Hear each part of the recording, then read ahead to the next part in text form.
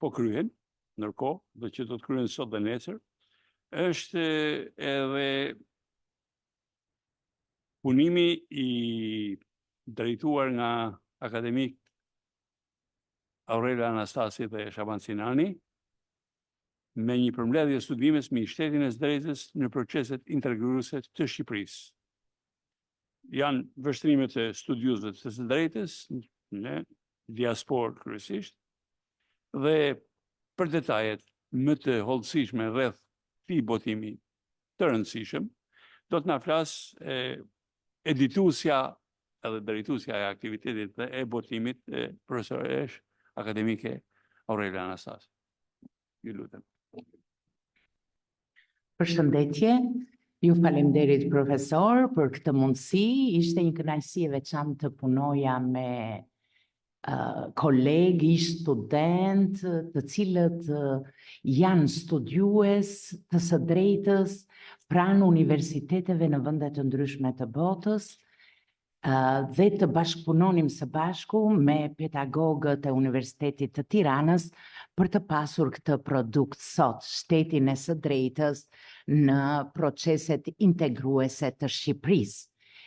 Gjithë qëllimi ishte të merrnim sa më shumë mendime dhe gjetje nga kolegët tanë jashtë vendit, me qëllim që të na shërbente për rrugtimin ton të negociatave në Bashkimin Evropian. Dhe mendoj se libri përbën një kontribut të rëndësishëm në këtë aspekt.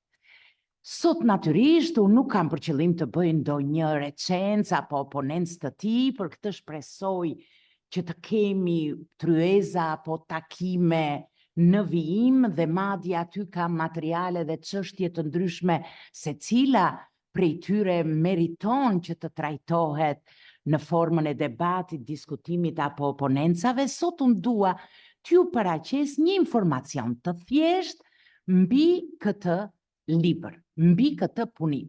Është një libër i edituar, unë dhe profesor Shabani, duke qenë edhe të ndjeshëm për gjuhën shqipe, u përpoqëm të gjejmë një emër në gjuhën shqipe, sepse ju e dini që globalisht ne i themi punime me editues, dhe unë dhe profesor Shaban Sinani jemi editues të këtij punimi.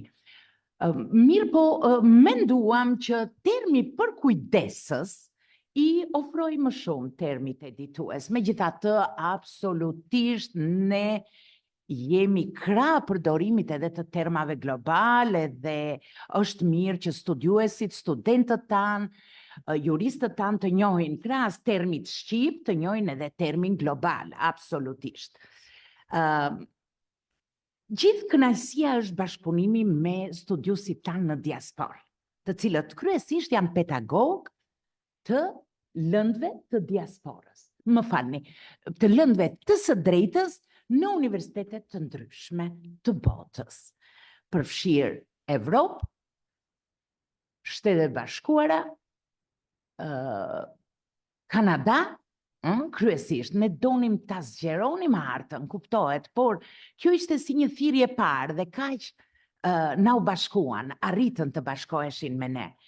Paraprakisht dëshiroj t'ju prezantoj autorët në diasporë, që janë edhe, le të themi, synimi kryesor i këtij punimi, për të sjellë mendimet e tyre, këtë vështrimet e tyre, për dy arsye, sepse ata janë specialistë shumë të mirë dhe na sjellin ne arritjet e shkencore të shtetit, mbi shtetin e së drejtës ose për shtetin e së drejtës në pranë universiteteve të tyre, po nga ana tjetër ata janë atletarë dhe sjellin kontributet e tyre për të ndihmuar në procesin e integrimit të Shqipërisë në Bashkimin Evropian. Edhe nuk jemi gabuar në të, kemi parë punime jashtëzakonisht kontribuese të vlefshme, edhe kritika të ashpra për faktorin ndërkombëtar. Jo vetëm për faktorin e brendshëm, padyshim, por edhe faktorin ndërkombëtar. Le t'i njohim ata. Pra, në punim janë përfshirë studime nga autorët nga universitetet jashtë vendit, 10 autorë. Arsim Bajram, akademik, Universiteti i Prishtinës. Andy Hoxhaj, University College London, UCL-ja, një nga universitetet e renditura më lartë në renditjen e universiteteve edhe në botë. Darinka Piqani, Leiden Law School në Holland. Gentian Zyberi, studiues pranë qendrës norvegjeze të drejtave të njerëzit në Fakultetin e Drejtësisë, Universiteti Oslos, Norvegji. Leti Biancu, ish gjyqtar në Gjykatën Evropiane për të drejtat e njerëzit në emër të Shqipërisë. Aktualisht, ai është përsëri gjyqtar kushtetues, por njëkohësisht pedagog pranë Universitetit të Strasburgut. Vijojmë, sërish jemi me autorët në diasporë. Claudian Radio, Osgood Hall Law School, Universiteti Yorkut, Kanada. Enika Abazi, Universiteti Lillës, Francë. Entela Ciucani, Universiteti Salentos, Itali. Fabian Zhilla, ai padyshim ka qenë doktorant pranë universitetit në Londër, por aktualisht është pedagog pranë Institutit Kanadez të Teknologjisë.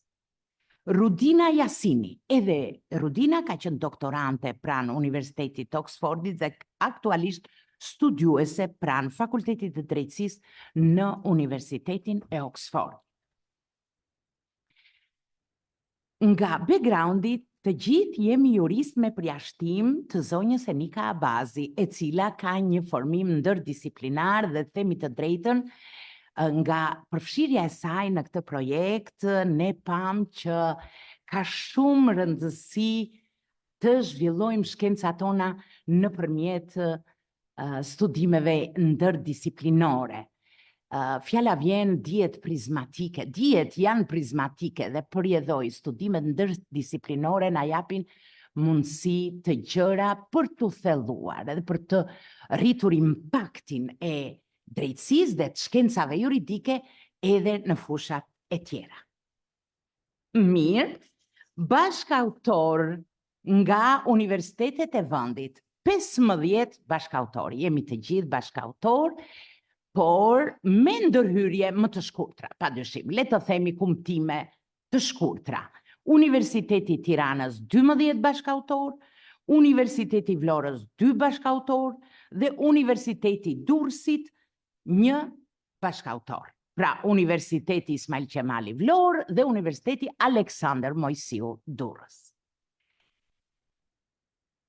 Ndërhyrja me diskutime nga kolegët tanë ishte një gjetje shumë e vlefshme dhe dobishme, sepse arrinim që të sillnim prurjet nga diaspora në terrenin shqiptar dhe ti krahasonim me faktet sociale që ndodhin në Shqipëri, si dhe me ato zhvillime të shtetit në vendin tonë.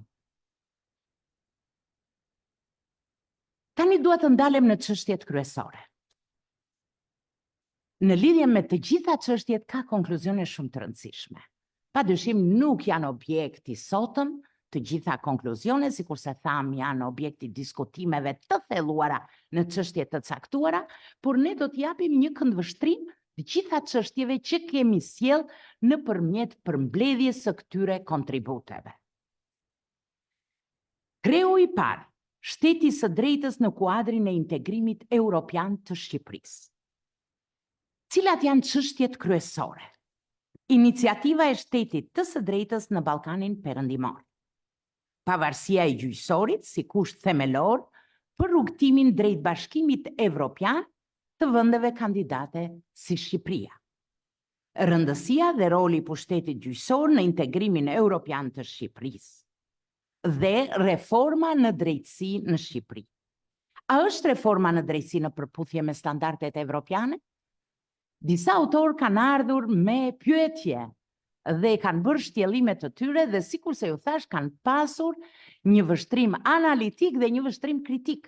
Është pikërisht synimi ynë që të ngrejmë çështje dhe të kemi një vështrim kritik të arritjeve deri tanishme të aktorëve politik të vendit dhe të jurisprudencës së vendit, gjithmonë në lidhje me standardet ndërkombëtare.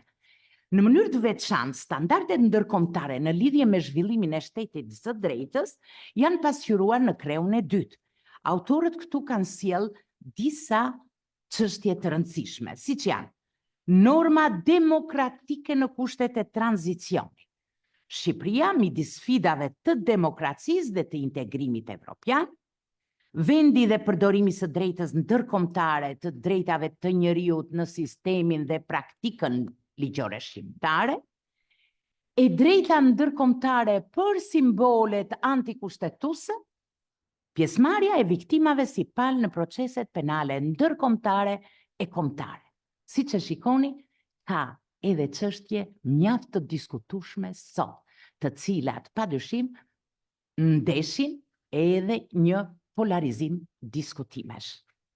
Ashtu sikurse ka çështje të reja që janë afirmuar rishtazi, sidomos në kuadrin e reformës në drejtësi, që kanë nevojë për shpjegime dhe thellime të mëtejshme, me qëllim që të bëhen pjesë e veprimtarisë së organeve tona të drejtësisë. Në këtë aspekt do të përmendja viktimat në procesin penal, të cilat ju do ta shikoni që e ndryshojnë tërësisht qasjen që kemi pasur deri tani mbi procesin penal, me rritjen e pjesëmarrjes së tyre në këtë proces dhe me pretendimin ton për një drejtësi miqësore pranë viktimave. Nga përvoja ime dhe nga sa është thënë këtu nga dy profesoreshat, ne vërtetojmë plotësisht se pjesëmarrja e viktimës i jep një performancë tjetër procesit penal dhe i jep efektivitet, e bën atë më eficient. Një nga çështjet e tjera më të rëndësishme është konstitucionalizmi. Konstitucionalizmi dhe shteti i drejtës, mënyra se si ka evoluar ai, historia e konstitucionalizmit në Shqipëri është një temë që po trajtohet rishtazi, ju jeni dëshmitar të gjetjeve të reja që kemi ne në lidhje me jurisprudencën e Këshillit të Shtetit Shqiptar në vitet 29-44, që ka kontribute të rëndësishme për zhvillimin e konstitucionalizmit në atë kohë dhe që ishte varrosur në arkivat e shtetit, dhe po të kalonte dhe ndoshta ndonjë impresë tjetër, unë nuk do kisha, do të më vinte shumë keq që të humbisnim një përvojë të tillë që e nxorëm tani nga arkivat. Dhe diçka është pasqyruar edhe në tekst. Dhe një nga sfidat më të mëdha janë çështjet e drejtësisë kushtetuese në Shqipëri. Pra, kontrolli kushtetues, drejtësia kushtetuese në Shqipëri. Shteti së drejtës përgjatë emergjencave është padyshim një nga çështjet më të rëndësishme. Është çështje e re, e ardhur rishtazi me mësime nga Shqipëria, për fat të keq ne kaluam 2 periudha të rënda, po ndërkohë emergjenca të tjera dhe kriza të tjera kemi pasur, po sidomos i referohemi tërmetit të nëntorit 2019 dhe pandemisë COVID-19. Në të dy ato raste sjellja e shtetit të së drejtës është një çështje shumë e rëndësishme sepse rrezikon që të dëmtohet, të cënohet rënda ai. Kështu që në këtë libër ju do të gjeni çështje të cilat autorët i ngren për të pasur në konsiderat nga organet e drejtësisë me qëllim që të korrektojnë cënimin e shtetit të së drejtës për gjatë periudhës së pandemisë. Mund t'ju them këtu vi dhe unë me një punim ndërhyrje të vogël, sepse ne ishim bashkautorët shqiptar me ndërhyrje të vogla, dhe por çështjet janë të mëdha dhe kanë të bëjnë me gjykimin kushtetues të drejtave të njeriut dhe të akteve që nxjerr qeveria, sidomos ajo nxjerr akte për gjatë emergjencave, ju e di njihni këtë tashmë. përgjatë këtyre periudhave, me qëllim që të mos cënohet shteti i drejtës. Dhe në këtë kuadër, një nga çështjet më të rëndësishme që unë e shqyrtoj aty është çfarë statusi në të drejtën do të kenë aktet që dalin nga komitetet e ekspertëve, nga organet e ekspertizës. Ju e dini që legjislacioni në këtë periudhë parashikon ngritjen e komiteteve të ekspertizës, dhënien e mendimit shkencor, dhe këtu jemi ne ke shkenca, dhe kësaj duhet t'i japim rëndësi. Natyre shkenca duhet ta ndikojë për mendimin tim, për zhvillim i gjithë jurisprudencën gjyqësore, po sidomos në periudhën e emergjencave. Ndërkohë gjykata kushtetuese e jone, fjala vjen, e pati këtë shans dhe ka qenë krejt indiferente ndaj fuqisë juridike që duhet kenë organet e ekspertizës për gjatë emergjencave kombëtare. Duhet ta kishte trajtuar diçka të tillë, në fakt ka marrë si të mirëqen që të trajtoj dhe të analizoj çështjet e proporcionalitetit edhe të kushtetutshmërisë së akteve të organeve politike. A thua se organet shkencore nuk kanë asnjë rëndësi. Kjo ka qenë një nga kritikat që kemi shprehur në këtë punim ndaj gjykatës kushtetuese të Shqipërisë. Natyrisht, i gjithë punimi dhe të gjithë autorët, ju do ta shikoni, edhe mënyra disa autorë, mënyra se si i shtrojnë pyetjet, kanë për qëllim të hapim fusha studimi. Jo të themi që i mbyllim këtu, i trajtuam ne dhe ju nuk duhet i trajtoni më. Absolutisht jo.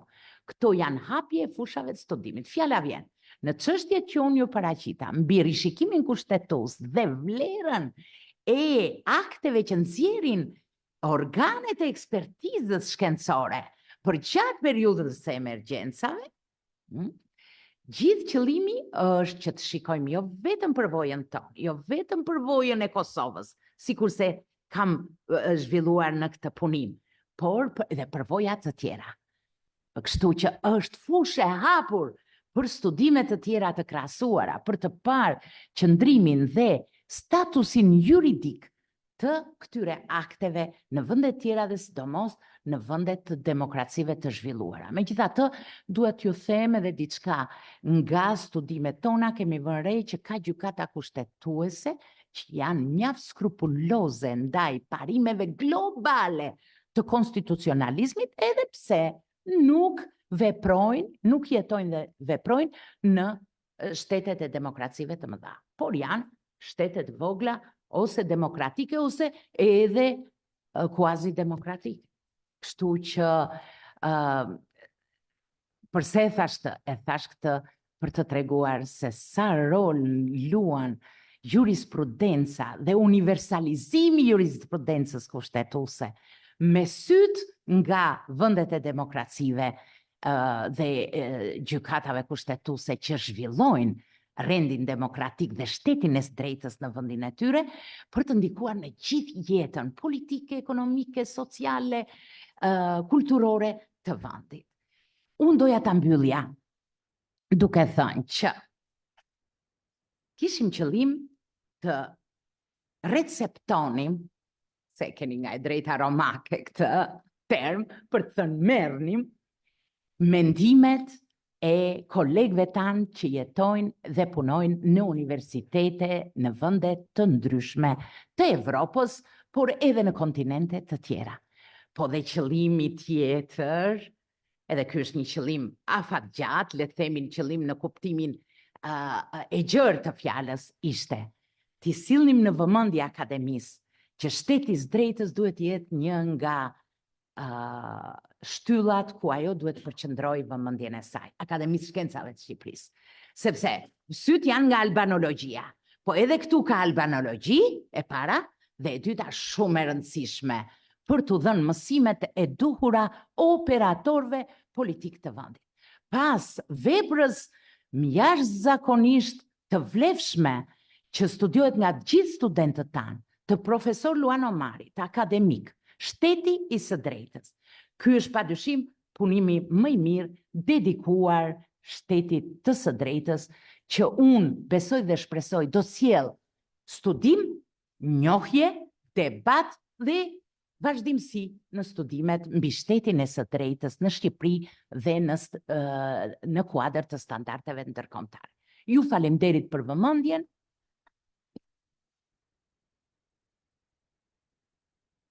Falenderojmë profesoresha Aurelien për këtë prezantim të detajuar të kësaj përmbledhje punimesh për shtetin e së drejtës dhe proceset integruese të Shqipërisë, që vjen kryesisht nga punime nga diaspora. Njëkohësisht mund të konfirmoj që Akademia e Shkencave ka vlerësuar në mënyrë posaçme që e dëshmon me këtë botim që ka bërë në kohë për këtë kontribut të vlefshëm.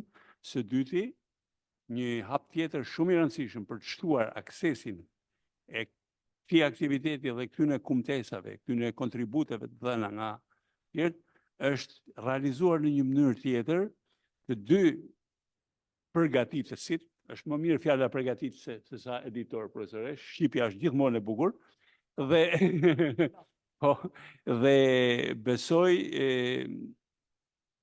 ka një hyrje të këtij libri të përgatitur nga dy kolegët, akademik Aurel Anastasi dhe akademik Shaban Sinani, e cila është një 10 paq shumë i ngjeshur, i paraqitur në fillim të librit si hyrje e këtij librit, është përkthyer në anglisht dhe është botuar si artikull i posaçëm në krye të një numri të revistës tonë që botojmë në gjuhën angleze Studia Albanika, dhe që së shpejti shep dritën e botimit edhe kjo.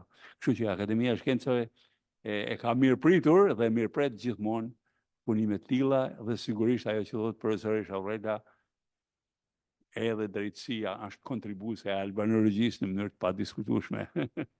Kështu që ju faleminderit. Nëse ka ndonjë pyetje, ndonjë diskutim, ndonjë sugjerim,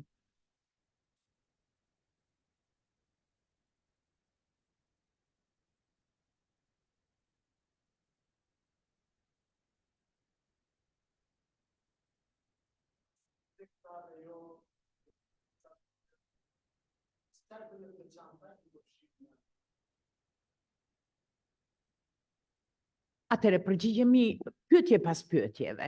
Faleminderit profesor për pyetjen tuaj. Edhe ju falenderoj vërtet për mundësinë që më jepni që të përgjigjem për këtë çështje. Kjo ka të bëjë me procedurat që ne ndoqëm që në fillim. U përpoqëm të evidentonim kolegët tanë në diasporë për aq sa njihnim dhe përgatitëm në emër të Akademisë së Shkencave së bashku me kolegun Shaban Sinani një thirrje me qëllim që të mblidhim kontributet e autorëve. Dhe kjo thirrje eci peer to peer, nga një koleg te tjetri, nga kolegët tanë në diasporë, të cilët njoftuan njëri tjetrin dhe u ofruan për të kryer këto studime.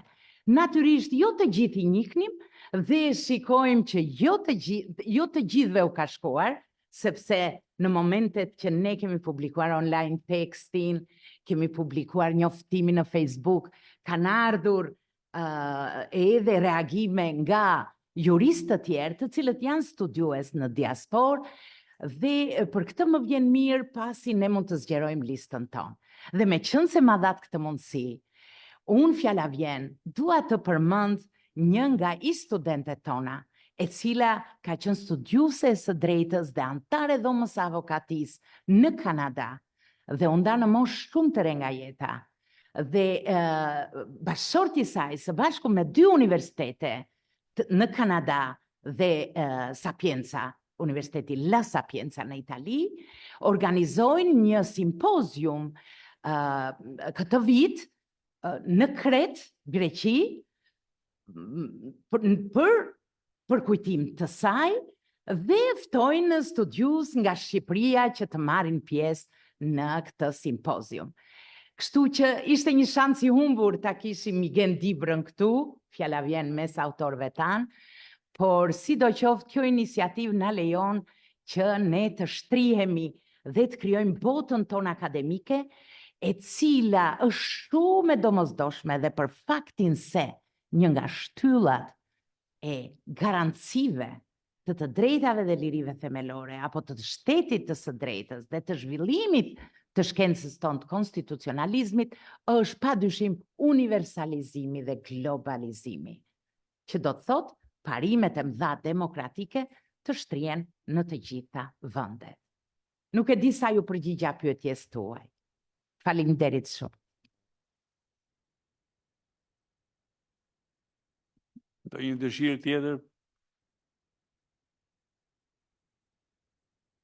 Në qoftë se jo, atëherë unë jam i mendimit që të vazhdojmë me